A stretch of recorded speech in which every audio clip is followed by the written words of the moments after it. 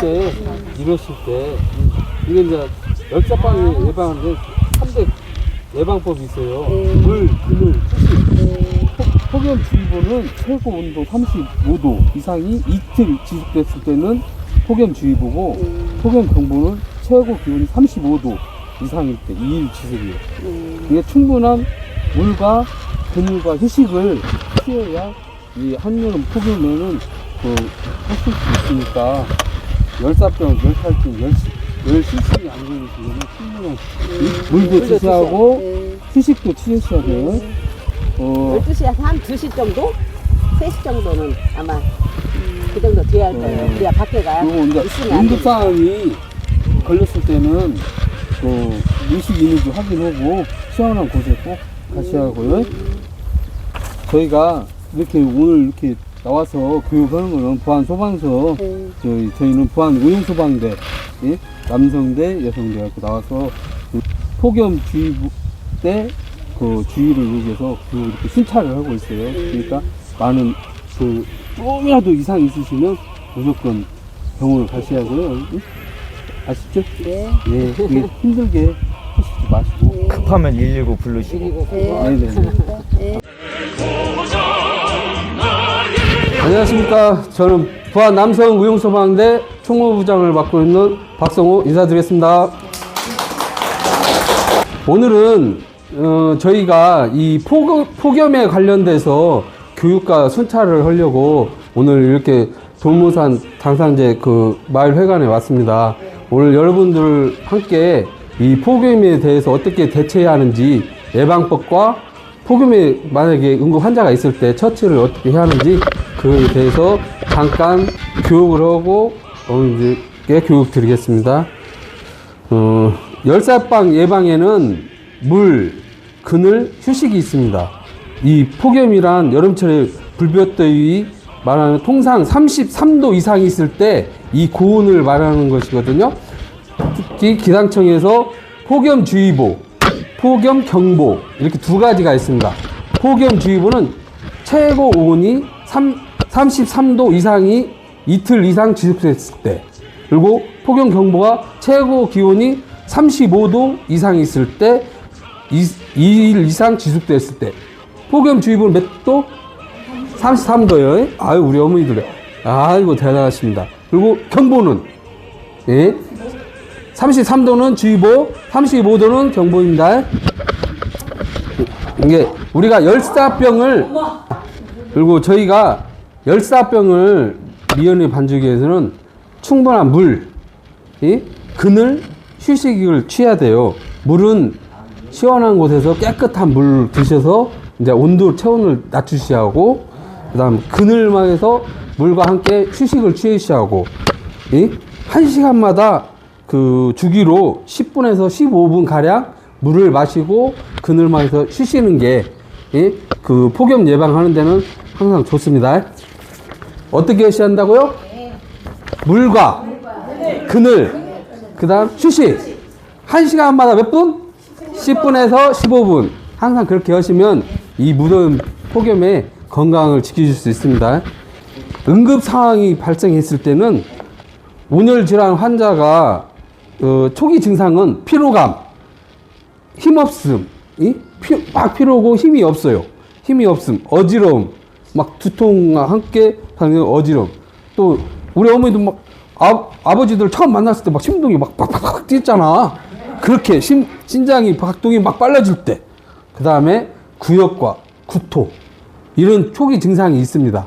그럴 때는 신속하게 주변 사람이 항상 이 폭염에는 주변 사람들이 같이 있는 곳에서 같이 작업을 하시고, 그래서 신속하게 119에 연락을 하시면, 어디 연락? 119. 예, 119에 연락을 하시면 바로 응급처치 할 수 있습니다. 마지막으로 폭염 관련 질환 및 증상 대처 방법인데, 열사병 및 일사병, 질병에는 열사병 및 일사병은 일단 발생 시 치사율이 높습니다.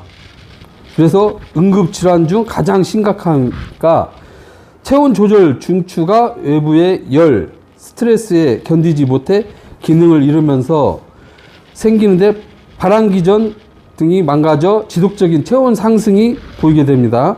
주요 증상으로는 열사병은 대개 40도가 넘는 높은 체온이 관찰되며 땀이 나지 않아 피부가 건조함, 심한 두통과 어지러움, 구역의 증상을 보이며 의식이 혼미해지나 심하면 의식을 잃기도 합니다. 그 일사병의 경우 열사병과 증상은 비슷하나 땀이 많이 남.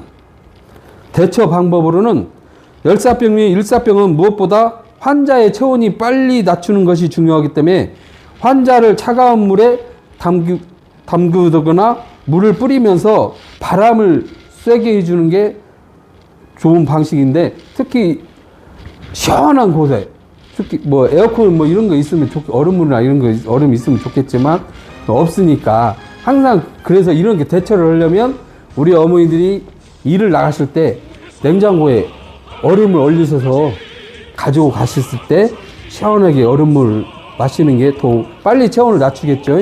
이게 일 나가시기 전에 꼭 냉장고에 얼음물을 항상 챙기고 가면 대처할 수 있습니다. 그 다음 열탈진 질병으로는 고온에 며칠 동안 노출되고 충분한 물을 섭취하지 않았을 경우에 생기며, 특히 우리 어머니들이나 고혈압 있는 사람, 또 더운 환경에서 하거나 운동하는 사람이 많이 생길 수 있습니다.